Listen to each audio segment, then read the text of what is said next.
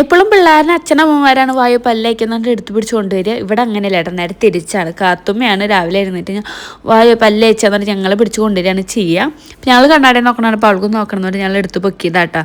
കുട്ടിക്ക് എന്താണെന്നറിയില്ല, ഭയങ്കര ഇഷ്ടമാണ് പല്ലേക്കാൻ വേണ്ടിയിട്ട്. അതിപ്പോൾ അവൾ തേച്ച റെഡിയായി നമ്മൾ തേച്ച് കൊടുക്കുകയാണെങ്കിലും കുഴപ്പമൊന്നുമില്ല.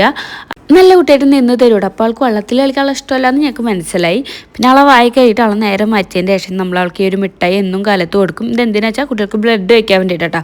അപ്പോൾ ഡോക്ടർ എഴുതി തന്നതാണ്. എനിക്ക് തോന്നുന്നു കുട്ടികൾക്ക് ഇങ്ങനത്തെ മിഠായി രൂപത്തിൽ കൊടുക്കുന്നതായിരിക്കും ഏറ്റവും നല്ലത്. അപ്പോൾ അവർ നല്ല ഇഷ്ടത്തോടെ തന്നെ കഴിച്ചോളും. എനിക്ക് ആ ഒരു റിസ്ക് ഇല്ല കേട്ടോ.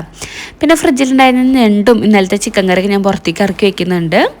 എന്നിട്ട് ഞാൻ കൈയോടക്കെ തന്നെ കുറച്ച് വെള്ളം ഒഴിച്ചിട്ട് ഞാൻ മാറ്റി വയ്ക്കുന്നുണ്ട്, അതിൻ്റെ ഐസൊക്കെ വിടാൻ വേണ്ടിയിട്ട്. ഇന്ന് നമുക്ക് ഉച്ചത്തേക്ക് റോസ്റ്റ് ചെയ്യാനുള്ളതാണ്.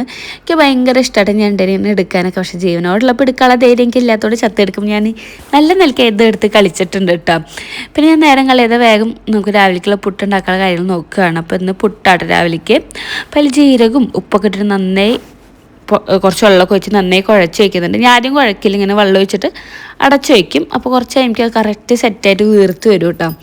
അപ്പോഴേക്കും ഞാൻ പുട്ടിന് ആവശ്യമുള്ള നാളികേരം വെട്ടി പൊളിച്ചെടുക്കുന്നുണ്ട്. പക്ഷെ ഞാൻ വെള്ളം കുടിച്ചു നോക്കിയപ്പോൾ ഒരു ടേസ്റ്റും ഇല്ല കേട്ടോ. എന്തൊരു ജാതി ടേസ്റ്റ്. അതുകൊണ്ട് ഞാൻ ബാക്കിയുള്ള വെള്ളം കളഞ്ഞു, കാത്തുമ്മയ്ക്ക് കൊടുക്കാൻ നിന്നില്ല. പിന്നെ ഞാൻ എപ്പോൾ നാളികേരം ചെരുകാൻ നിന്നാലും നമ്മളെ കാത്തും അങ്ങനെ ഓടി വരും. ആ നാളികേരം ചെരുകുന്ന ശബ്ദം കേട്ടിട്ട് വരുന്നതായിട്ട് അവൾക്ക് കഴിക്കാൻ വേണ്ടിയിട്ട് ഭയങ്കര ഇഷ്ടമാണ് നാളികേരം കഴിക്കാമെന്ന് വെച്ചാൽ.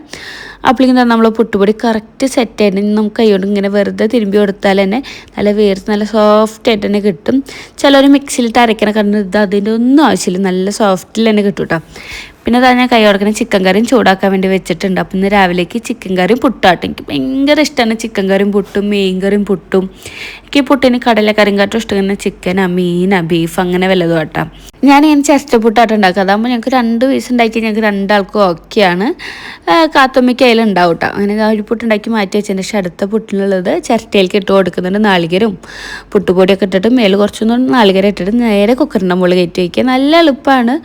ഈ കുറ്റിപ്പുട്ടൊക്കെ ഉണ്ടാക്കുമ്പോൾ കുറേ ഉണ്ടാക്കണം. ഇത് അതിൻ്റെ ഒന്നും ആവശ്യമില്ല. അപ്പോഴേക്കും നമ്മളെ കാത്തുമ്മയ്ക്ക് വിശക്കണമെന്നിട്ട് അലമ്പായപ്പോൾ ആ പുട്ടും അതിൽ കുറച്ച് മേലേക്ക് ചിക്കൻ കറി എടുത്തിട്ട് ഞങ്ങൾ നേരെ ഹാളിൽ പോയിരുന്നു. അപ്പോൾ ഏട്ടനും പറഞ്ഞിട്ട് ഏട്ടനും വായിൽ വെച്ചെന്നാൽ മതി. ഞാൻ ആദ്യം കാത്തുമ്മയ്ക്ക് വായിൽ വെച്ച് കൊടുത്തു. അത് കഴിഞ്ഞിട്ട് ഏട്ടന് വായിൽ വെച്ച് കൊടുക്കുന്നുണ്ട്. എനിക്ക് തോന്നുന്നു കാത്തുമ്മക്കാട്ടും ചെറിയ കുട്ടി കഴിച്ചില്ല ഏട്ടനാട്ടോ. ഏട്ടന് ഏറ്റവും ഇഷ്ടം ഇങ്ങനെ ഫുഡ് വായിൽ വെച്ച് കൊടുക്കുന്നതാണ്. കല്യാണത്തിന് മുന്നേ ഞാൻ ഇങ്ങനെയായിരുന്നു. എനിക്ക് എപ്പോഴും ഒറ്റയ്ക്ക് ഫുഡ് കഴിക്കാൻ തീരെ ഇഷ്ടമില്ലാത്ത ഒരാളാണ്. എപ്പോൾ നോക്കിയാലും ഞാൻ അമ്മോട് വായിൽ വെച്ച് തരാൻ പറയലാണ് എൻ്റെ സ്ഥിരം പരിപാടി. അപ്പോൾ അമ്മ ചോദിക്കും കല്യാണം കഴിഞ്ഞ് പോയി നീ എന്ത് ചെയ്യുന്നു ചോദിക്കും. ഞാൻ പറയും എൻ്റെ അമ്മായിമ്മയെ കെട്ടുവാൻ ആരെങ്കിലും വായിൽ വെച്ചിരുന്നാണ് ഞാൻ അമ്മോട് പറഞ്ഞത്. പക്ഷെ ഇവിടെ നേരെ തല തിരി. ഇപ്പോൾ ഇവിടെ കാത്തുമ്മയ്ക്കായിരുന്നു ഞാൻ വായിൽ വെച്ചെടുക്കേണ്ട അവസ്ഥയാണ്. അപ്പോൾ ഇങ്ങനത്തെ മടിയന്മാർ നിങ്ങളെ വീട്ടിലുണ്ടെങ്കിൽ കമൻറ്റ് ചെയ്യണേ.